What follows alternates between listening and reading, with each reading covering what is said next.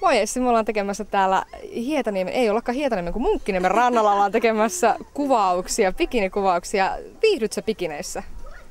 No, kyllä mä viihdyn kesäisin, erityisesti kesäisin, eihän niitä yleensä muuten pidetäkään, mutta kyllä mä viihdyn. Eli sä valitset ennemmin bikinit kuin koko uimapuu vai? No, kyllä mä ennemmin valitsen bikinit, ihan vaan sen auringonoton vuoksikin. Ootko kova aurinkoleijona, viihdyt sä? Kyllä mä viihdyn, mä tykkään itse ottaa ja läkähtyä beachillä ja ihan ulkomailla, mutta en mä oikein vielä innostunut tästä Suomen auringosta, kun tää on kumminkin sen verran vähän lempeämpi aurinko vielä täällä Suomessa. Ootellaan niitä tosi kovin helteitä. Hei, mitä sun kesään kuuluu? Mitäs tähän?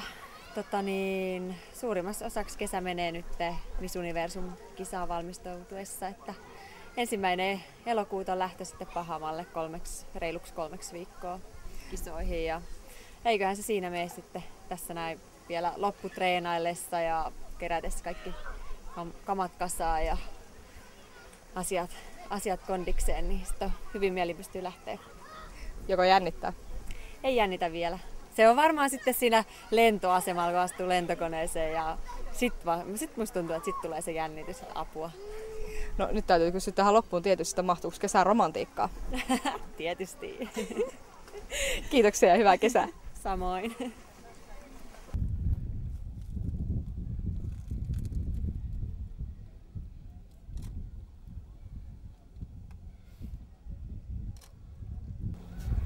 Joo, ne on tosi kivoja. Hei.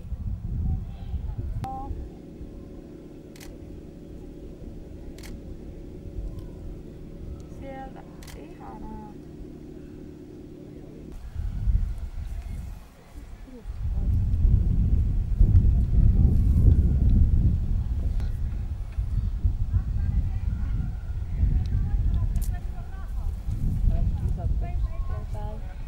Okei.